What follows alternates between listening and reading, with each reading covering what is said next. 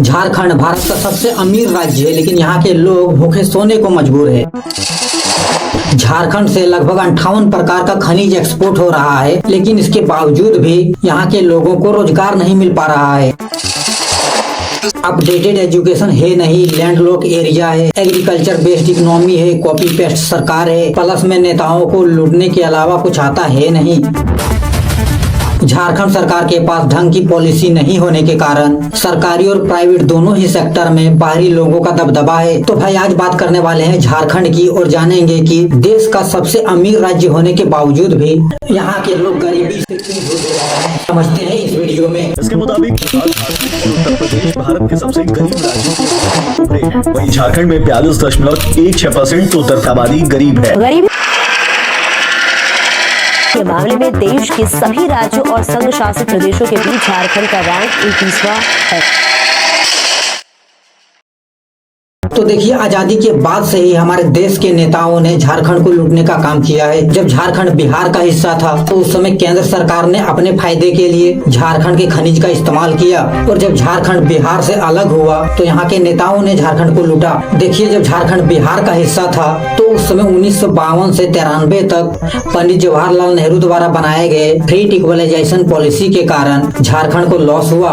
दरअसल उस समय पूर्वी भारत के जितने भी राज्य थे, इन राज्यों में खनिज संसाधन पर्याप्त मात्रा में अवेलेबल था, और इस खनिज संसाधन की वजह से देश के दूसरे राज्यों में आर्थिक असमानता ना फैले, इसके लिए पंडित जवाहरलाल नेहरू ने 1952 में माल ढुलाई पॉलिसी लेकर आए। और इस पॉलिसी के तहत जो भी खनिज पूर्वी भारत के राज्यों से खनन करके निकालने के बाद जो रेट उस खनिज का पूर्वी भारत में मिलता था, सेम रेट उत्तर, दक्षिण और पश्चिमी भारत के राज्यों में भी रहे। इसके लिए इस पॉलिसी को नेहरू जी ने इंट्रोड्यूस किया था, ताकि कोई भी कंपनी किसी भी राज्य में अपना कारखाना लगा सके और हर राज्य डेवलप हो सके। इसके अलावा केंद्र सरकार ट्रांसपोर्टेशन पर सब्सिडी भी देता था, और जब कंपनियों को सेम रेट में उत्तर, दक्षिण और पश्चिमी भारत के राज्यों में ही कोयला, तांबा, एल्यूमिनियम, बॉक्साइट मिल गया तो सभी कंपनियों ने समुद्री क्षेत्र के किनारे बसे राज्यों में अपने कारखाने लगाए, जिससे कंपनियों के ट्रांसपोर्टेशन का खर्च भी बचा, और कारखाने में माल बनने के बाद दूसरे राज्यों में सामान को इंपोर्ट एक्सपोर्ट में भी फायदा मिला। और इस पॉलिसी के तहत पश्चिम क्षेत्र में जो गुजरात और महाराष्ट्र है, इन राज्यों को जम के फायदा हुआ।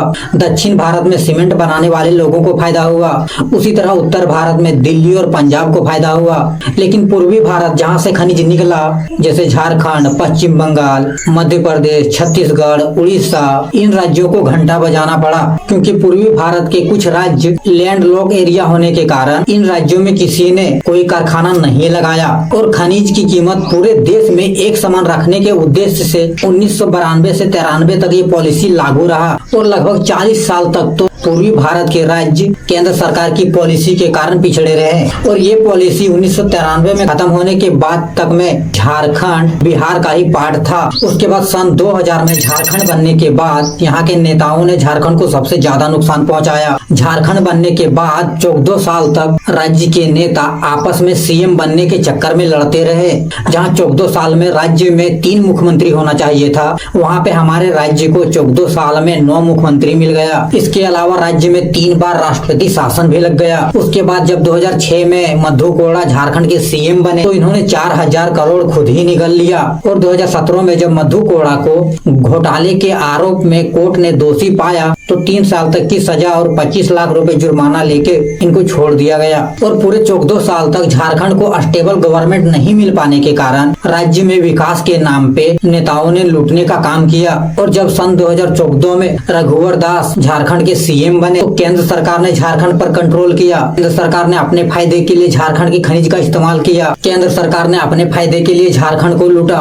और जब पब्लिक रघुवर दास से परेशान हो गए तो लोगों ने सोचा शायद हेमंत सोरेन राज्य के लिए कुछ अच्छा करेंगे, लेकिन हेमंत सोरेन भी ओल झोल कर रहे हैं। हेमंत सोरेन भी बिजनेस के नाम पे मुर्गी, बतख और सुअर पालने पर ज्ञान बांट रहे हैं। और ओवरऑल पूरा 24 साल बीत जाने के बाद भी राज्य के लोगों को ना ही ढंग का नेता मिला, ना ही राज्य सरकार झारखंड के विकास के लिए कोई ढंग का पॉलिसी ला पाया। देखिए, हमारा राज्य प्राकृतिक संसाधनों से भरपूर है, लेकिन इसके बावजूद भी यहाँ गरीबी एक बड़ी समस्या बना हुआ है। झारखंड में कोयला, लोहा, तांबा, अब्रक और एल्यूमिनियम का विशाल भंडार होते हुए भी लोगों को यहाँ रोजगार नहीं मिल पा रहा है, लोग गरीबी से जूझ रहे हैं। देश का लगभग 40% खनिज संपदा झारखंड में पाया जाता है। वहीं देश में कोयले के कुल उत्पादन का लगभग 30% हिस्सा झारखंड से पूरा होता है। उसके बाद झारखंड में इतना मिलियन टन कोयले का रिजर्व भंडार भी है। उसके बाद लोहा, अयस्क, माइका, बॉक्साइट भी यहाँ काफी मात्रा में है। लेकिन इन सब के बावजूद भी झारखंड में गरीबी और बेरोजगारी कम होने की वजह बढ़ रहा है।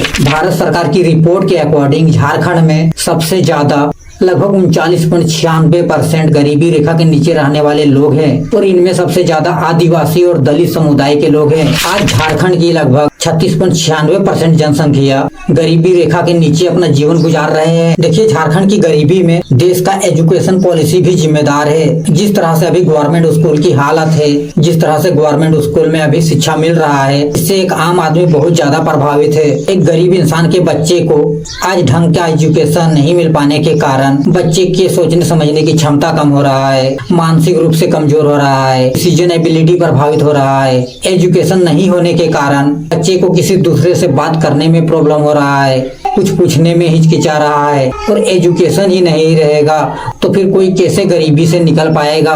उसके बाद झारखंड की लगभग 75% आबादी खेती पर डिपेंडेंट है और एग्रीकल्चर बेस्ड इकोनॉमी होने के कारण लोगों को यहाँ रोजगार मिलने में भी प्रॉब्लम हो रहा है, क्योंकि राज्य में खेती के लिए कोई एडवांस तरीका यूज नहीं हो रहा है। उत्पादन बढ़ाने के लिए टाइम पे खेती नहीं हो रहा है, जिसकी वजह से उत्पादन में कमी हो रहा है। लोगों को मंडी में अपना माल बेचने में प्रॉब्लम हो रहा है। उसके बाद लोगों का कभी फसल उगाने में जितने पैसे खर्च हो रहे हैं उतना भी बेचने के दौरान मंडी में नहीं मिल पा रहा है। इसके अलावा कभी कभी टाइम पे फसल नहीं बेच पाने के कारण किसानों का फसल भी खराब हो रहा है और किसानों के आए दिन लॉस होने के बाद कैसे कोई फार्मर बेरोजगारी और गरीबी से ऊपर उठ पाएगा और कैसे कोई किसान फ्यूचर में खेती करेगा। सरकार के पास छोटे किसानों को राहत देने के लिए ना ही ढंग का कोई प्लान है और ना ही छोटे किसानों ने फसल को स्टोर करने के लिए कोई स्टोरेज बना के रखा है। बस जैसे तैसे करके खेती हो रहा है। इसके अलावा राज्य में सामाजिक असमानता है,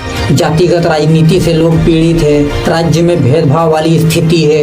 आज भी झारखंड में छुआछूत, जादू टोना और डाइन प्रथा को मानने वाले लोग हैं। उसके बाद झारखंड में सरकारी और प्राइवेट दोनों ही सेक्टर में बाहरी लोगों का दबदबा है। यहाँ के लोग रोजगार के लिए राज्य से बाहर जा रहे हैं और बाहर के लोग यहाँ पे कब्जा करके बैठे हैं। उसके बाद झारखंड सरकार ने फिजूल का खर्च पाल रखा है। सरकार चुनाव जीतने के लिए मैया योजना, दीदी योजना, बेरोजगारी भत्ता इस तरह का योजना लाता है, जिसकी वजह से राज्य सरकार का बजट प्रभावित होता है। उसके बाद झारखंड का क्षेत्र लैंडलॉक है और ये भी हमारे लिए डिसएडवांटेज की बात है। राज्य का पूरा एरिया भूमि से घिरे होने के कारण भी यहाँ पे बड़ी कंपनियां अपना प्लांट लगाने से बचना चाहते हैं, जिसकी वजह से राज्य में जो रोजगार जनरेट नहीं हो पा रहा है और जो लोग काम कर रहे हैं उनके पास परमानेंट काम नहीं है और अक्सर लोगों को कम पैसे में ही काम करना पड़ता है, जिसकी वजह से राज्य में आर्थिक असमानता बढ़ रहा है। गरीब इंसान और गरीब हो रहा है, लोग पैसे की तंगी से परेशान हो रहे हैं। उसके बाद नेताओं के पलटू कारनामे, जो एक पार्टी से दूसरे पार्टी में जा रहे हैं, उनको घंटा राज्य के डेवलपमेंट से कोई लेना देना है। अभी जो झारखंड में कुर्सी पाने के लालच में जो दल बदलू राजनीति हो रहा है, इससे सिर्फ नेता और पार्टी को फायदा होने वाला है। राज्य के लोगों का इस टाइप की राजनीति से सिर्फ लॉस होने वाला है। अभी जैसे चंपई सोरेन जेएमएम से बीजेपी में चल गए, इससे पता चलता है कि एक नेता को सिर्फ अपनी कुर्सी से मतलब है। राज्य के लोगों को रोजगार मिले या ना मिले, इस बात से किसी नेता को घंटा कोई फर्क नहीं पड़ता है। तो भाई, इस बार के विधानसभा चुनाव में वोट देने से अच्छा है चुनाव ही लड़ लिया जाए, क्योंकि आप जेएमएम को वोट करोगे तो भी आपको रोजगार नहीं मिलने वाला है और गलती से अगर आपने बीजेपी को वोट कर दिया तो जिसके पास रोजगार है वो भी बेरोजगार हो जाएगा। और अब किसी भी राजनीतिक पार्टी से कुछ भी उम्मीद करना बेवकूफी ही है। हमारे राज्य के नेता विकास के नाम पे सिर्फ 5 किलो चावल देंगे, 5 रुपए में दाल भात खिलाएंगे, चुनाव के समय में महिलाओं को 1000 रुपए देके उनको राजनीति का शिकार बनाएंगे और बिजनेस के नाम पे मुर्गी, बतख, सुअर और कुत्ता पलवाएंगे। इसके अलावा रोजगार के नाम पे मनरेगा के थ्रू 200 रुपए में दिन भर खटवाएंगे और इस तरह की स्थिति में झारखंड के लोग अपना गुजर कर रहे हैं। तो भाई, जय हिंद, जय भारत।